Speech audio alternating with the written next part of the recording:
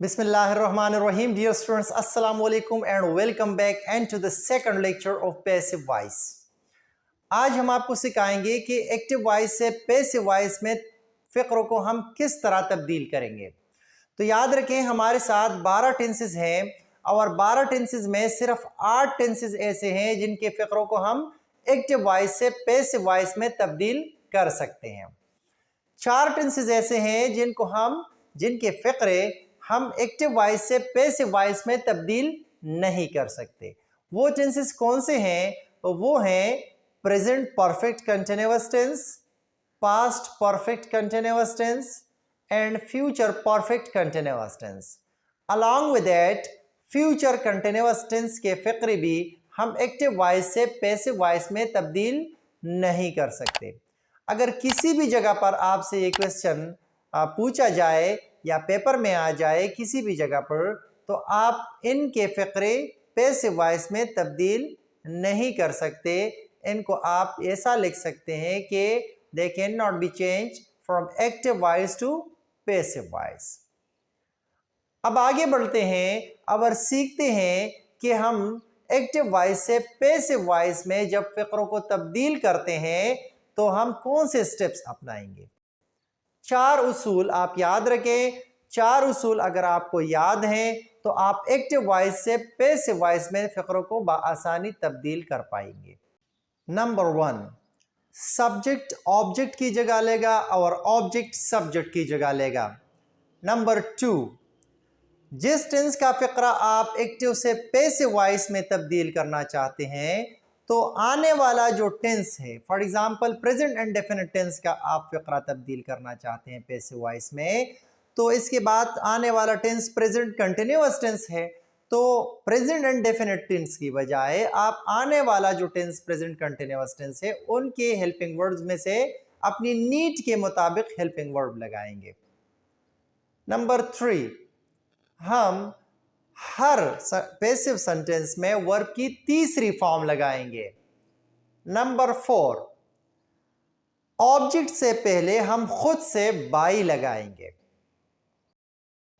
Let's proceed towards present and definite tense and let's see how to change active voice and to passive voice.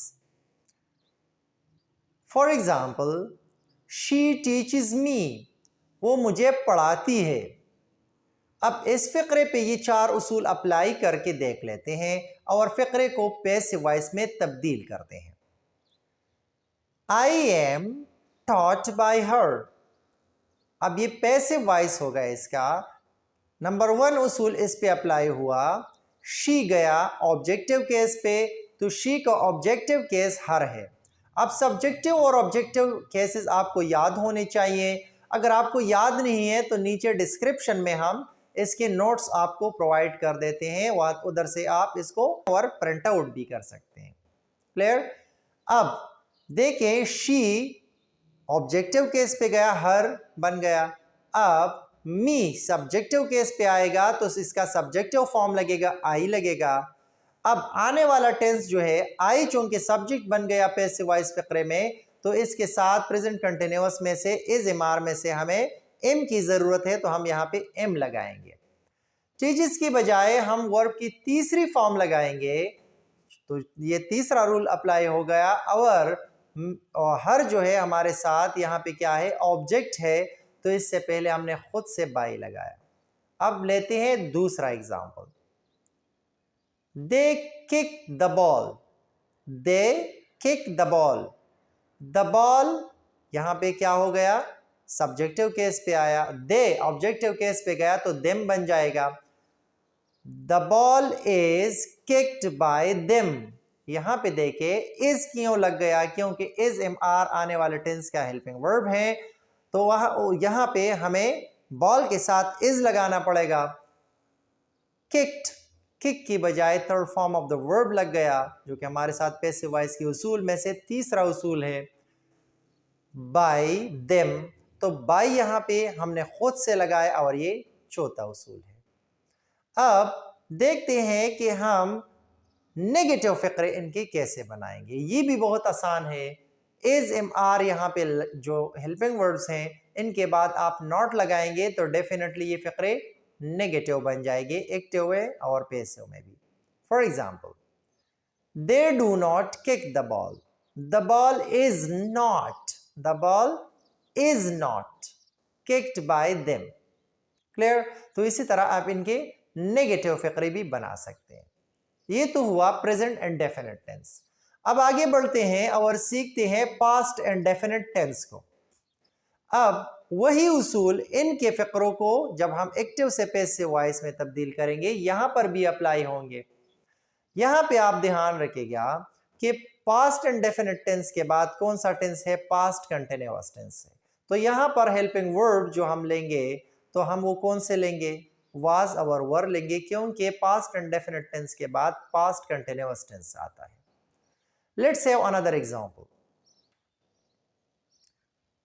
I kicked the ball, ये कौन सा फिक्रा हुआ? Past and definite tense का फिक्रा हुआ। तो यहां पे द बॉल इज की बजाय हम लगाएंगे the ball was kicked bye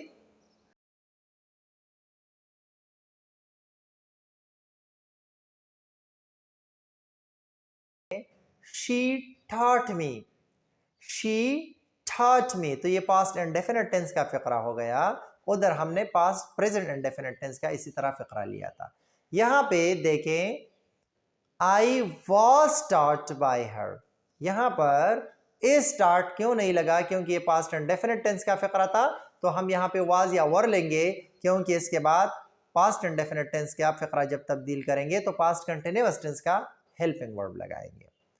अब अगर इसके नेगेटिव फिक्रे हम लें, they did not kick the ball, यहां पे देखे पास्ट एंड डेफिनेट टेंस का नेगेटिव फिक्रा है।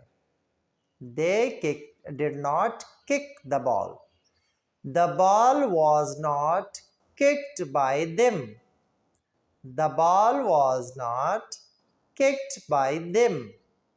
तो इसी तरह हम फ्यूचर इंडेफिनिट टेंस की तरफ बढ़ते हैं और यही उसूल उस पे भी अप्लाई करते हैं। फ्यूचर इंडेफिनिट टेंस पर भी यही उसूल अप्लाई करते हैं जो हमने प्रेजेंट इंडेफिनिट और पास्ट इंडेफिनिट टेंस पे अप्लाई की। यहां पर दोबारा आपको याद दहानी कराना चाहूंगा कि फ्यूचर इंडेफिनिट टेंस का फिक्रा जब हम पैसिव वॉइस में तब्दील करेंगे तो हम कौन सा हेल्पिंग वर्ब लेंगे? सेकंड उसूल याद है? यस, सेकंड उसूल हमारे साथ है कि हम आने वाले टेंस का हेल्पिंग वर्ब लेंगे। तो आने वाला टेंस यहाँ पे कौन सा है?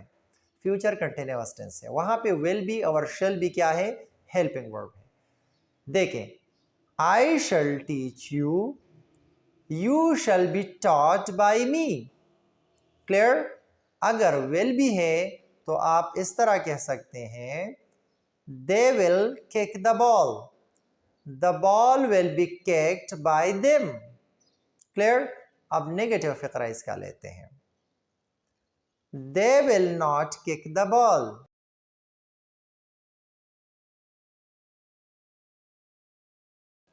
so dear students, उम्मीद है आप इस लेक्चर से पैसिव वॉइस के बेसिक रूल्स सीख चुके होंगे।